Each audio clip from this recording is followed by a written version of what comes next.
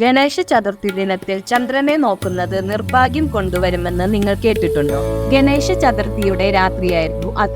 ജ്ഞാനത്തിന്റെയും സമൃദ്ധിയുടെയും ദൈവമായ ഗണപതിക്ക് അദ്ദേഹത്തിന്റെ ഭക്തർ ഒരു വലിയ വിരുന്ന് നൽകി. ഗണേശൻ തന്റെ പ്രിയപ്പെട്ട വിഭവങ്ങളെല്ലാം ആസ്വദിച്ചു, പ്രത്യേകിച്ച് മോദകം. വിരുന്ന് കഴിഞ്ഞപ്പോഴേക്കും വയറു നിറഞ്ഞു. അവൻ സംതൃപ്തനായി.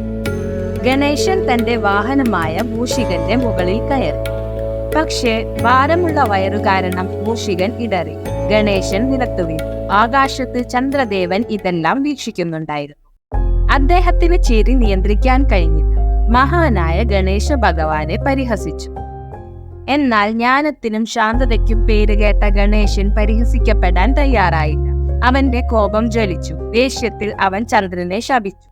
നിന്റെ അഹങ്കാരം നിന്നെ അന്ധനാക്കിയിരിക്കും. ഈ ദിവസം മുതൽ നിങ്ങളുടെ സൗന്ദര്യം മാറും. ഗണേശ ചതുർത്ഥിയിൽ നിങ്ങളെ നോക്കുന്ന ഏതൊരാൾക്കും ദൗർഭാഗ്യവും തെറ്റായ ആരോപണങ്ങളും നേരിടേണ്ടി വരും. ഈ ശാപത്താൽ ഭയചിത്തനായ ചന്ദ്രദേവൻ ഉടൻ തന്നെ തന്റെ പ്രവൃത്തിയിൽ പശ്ചാത്തപിച്ചു.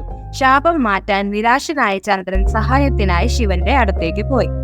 പരമശിവൻ ചന്ദ്രന്റെ അപേക്ഷ കേൾക്കുകയും മധ്യസ്ഥത വഹിക്കാൻ തീരുമാനിക്കുകയും ചെയ്തു. ശാപം മയപ്പെടുത്താൻ അദ്ദേഹം ഗണേശനോട് ആവശ്യപ്പെട്ടു. അപ്പോഴും അതൃപ്തി തോന്നിയെങ്കിലും ഗണേശൻ അത് പരിഷ്കരിക്കാൻ സമ്മതിച്ചു. നിന്റെ സൗന്ദര്യം ഇനി ശാശ്വതമായിരിക്കില്ല. പകരം ചക്രങ്ങളെ വെഴുകുകയും ക്ഷയിക്കുകയും ചെയ്യും. പൂർണ്ണമായും തിളങ്ങുകയും ഭാഗികമായി മങ്ങുകയും ചെയ്യും. അങ്ങനെ ചന്ദ്രന്റെ സൗന്ദര്യം പുനഃസ്ഥാപിക്കപ്പെട്ടു. പക്ഷേ പ്രകാശം എന്നേക്കുമായി മെഴുകുകയും ക്ഷയിക്കുകയും ചെയ്തു. ഇന്ന് നമുക്കറിയാവുന്ന ചന്ദ്രന്റെ ഘട്ടങ്ങൾക്ക് ജന്മം നൽകി. ഗണേശ ചതുർത്ഥി ദിനത്തിൽ ചന്ദ്രനെ നോക്കുന്നത് തെറ്റിദ്ധാരണകൾ ഉണ്ടാക്കുകയോ തെറ്റായ ആരോപണങ്ങൾ ഉണ്ടാക്കുകയോ ചെയ്യുമെന്നത് അന്നു മുതൽ ഒരു പൊതുവിശ്വാസമായി മാറി. എന്നിരുന്നാലും ആരെങ്കിലും ആകസ്മികമായി ചന്ദ്രനെ കണ്ടാൽ ഒരു പ്രതിവിധിയുണ്ട്. സ്യമന്തകലഗ്നത്തിന്റെ കഥ കേൾക്കുക. അത് ദൗർഭാഗ്യത്തെ ഇല്ലാതാക്കാൻ കഴിയും.